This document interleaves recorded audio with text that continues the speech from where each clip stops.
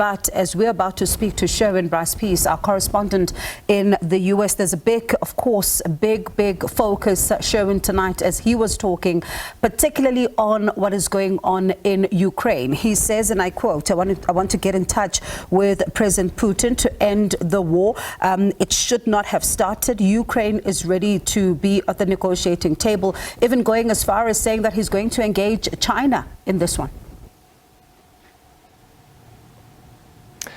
Yeah, the president this week talking also about imposing additional sanctions on the Russian Federation to get Vladimir Putin to the negotiating table. The narrative emanating from this Trump White House is that President Volodymyr Zelensky of Ukraine is now ready to sit down and have this negotiation. But also remember, Bongiwe, during the election campaign, Donald Trump said quite emphatically that he would be able to solve the Ukraine-Russia war on day one. We're into a few days in this presidency now, and that doesn't happen. Campaigning versus reality are often two different things. But certainly there were times during this engagement with business leaders in Davos where you struggled to differentiate between whether Donald Trump was addressing a domestic audience or an international audience. This at times felt like a campaign speech, talking about how they were going to dismantle the policies of the Biden administration, failed policies of the previous administration. He talked about reversing radical left policies. He also talked about that the U.S. government would only recognize two genders. So let me pass some of the key takeaways in between the melee of that discussion. He talked about revolutionizing energy in the United States. He talked about energy restrictions and regulations. He said that for every regulation passed in the United States, 10 regulations would be taken away. He talked about how the U.S. would become the world capital of artificial intelligence and crypto. He also talked about how he had signed various executive orders freezing foreign aid, withdrawing from the Paris climate change agreement, which would not have gone well in an audience like that, where there is a shift in terms of international business to a renewable future. That is certainly not going to weigh as much as this president is talking about coal-powered energy stations in the United States. The renewable future is here and it's not going away. He also talked about ending an electric car mandate by the Biden administration. He talked about passing large tax cuts in America.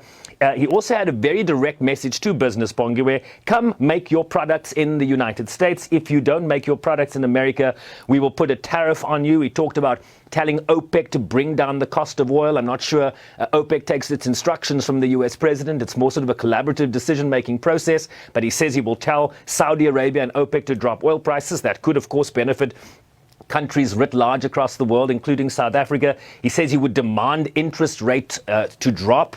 Not sure how that works. The Federal Reserve in the United States, monetary policy that emanates from the Reserve Bank is independent of U.S. politics, so he cannot per se instruct the Reserve Bank governor or the Federal Reserve chair in the United States to just drop interest rates. He talked about increasing NATO contributions to 5% of GDP in terms of defense spending. That's around 2% currently.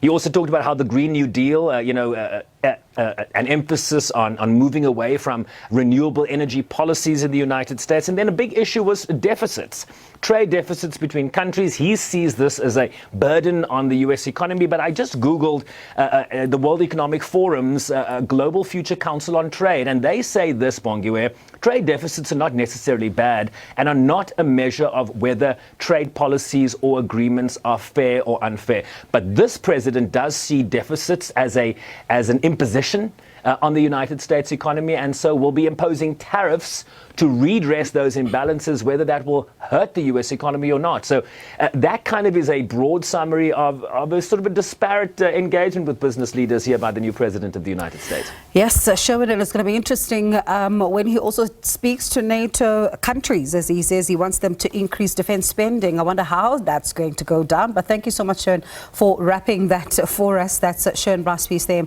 our correspondent in the U.S., just coming at the back of that address by U.S. President Donald Trump to the World Economic Forum.